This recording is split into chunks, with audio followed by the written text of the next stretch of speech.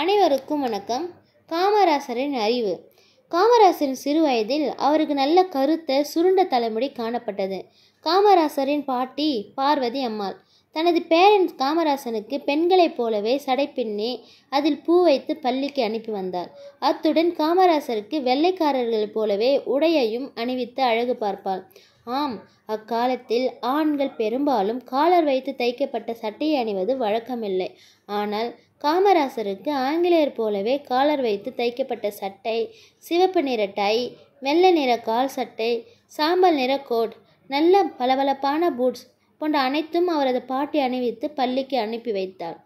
இப்படி இருக்க காமராசர் படித்த அப்பள்ளியில் விநாயகர் சதுர்த்தி விழா அந்த ஆண்டு வெகு விமர்சையாக கொண்டாடப்பட்டது. அதற்கென மாணவர்கள் ஒவ்வொருவரிடமும் ஓரணா காசு வசூலிக்கப்பட்டது. இந்நிலையில் காமராசரும் ஓரணா தந்தார்.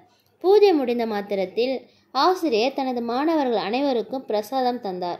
ஆனால் அங்கு கூடியிருந்த மாணவர்களோ பிரசாதம் பெற்றுக்கொள்ள முண்டியடித்து சென்றனர். ஆனால் காமராசரோ அவ்வாறு செல்லவில்லை. அவர் பின்னாலேயே நின்றுவிட்டார். அதன் காரணமாக காமராசருக்கு கடைசியாக மிஞ்சியிருந்த குறைவான பிரசாதமே கிடைத்தது. அதனை பெற்றுக்கொண்டு அவர் வீட்டுக்கு வந்து சேர்ந்தார். காமராசரின் கையில் பிரசாதம் மிக குறைவாக இருப்பதை கண்ணுற்றாள் பார்வதி அம்மாள்.